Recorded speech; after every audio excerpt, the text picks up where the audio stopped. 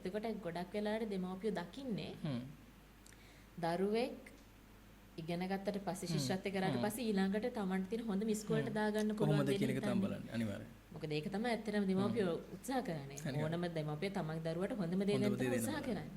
ඉතින් එතනදී ළමයා පුළුවන් තරම් පුෂ් කරනවා අර තියෙන এডুকেෂන් ස්ට්‍රීම් එකේම හොඳම රිසර්ච් අරගෙන ඉවර වෙලා හොඳ ඉස්කෝලේකට දාන්න. ඊට පස්සේ O level.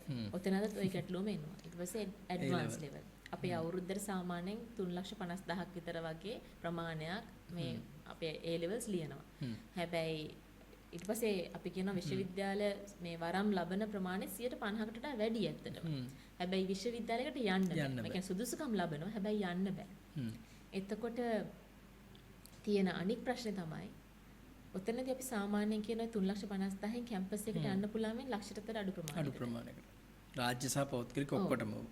එතකොට එහෙම ගත්තහම අපි ඇත්තටම අවුට්ලයරකටද මේන් ස්ට්‍රීම් එක හදලා තියෙන්නේ. ඕක හැම රටකම දකින ප්‍රශ්නයක් අපිනේ. අනිවාර්යයෙන්. ඒ වගේම තමයි අන්තිමට අපි සිලබස් එක හදන්නේ මේ අවුට්ලයර් එක නෙවෙයිද? මම මේ තමමත් මේ මමම ක්වෙස්චන් කරගන්න දේවල්. මොකද අපි අන්තිමට මේ තියෙන දැනුම පොත් හරහා ගෙනත් දීලා අයිමත් මේ යන කොටසම 80000ක් ලක්ෂතර ප්‍රමාණයක් ඒ ස්ට්‍රීම් එකේ යන අතරේ තව බහුතරයක් හැලිලා. ඒකට සිස්ටම් එකකින් තියෙන සොලියුෂන් එකක් තියනවාද? එතකොට ඒගොල්ලන්ට ඒ කියන ගමනට යන්න ඒගොල්ලන්ට ඕන කරන අරමුණ කරා යන්න අපි මොකද්ද ඇත්තටම අපේ අධ්‍යාපන ක්‍රමය ඇතුලේ සලසලා දීලා තියෙන්නේ?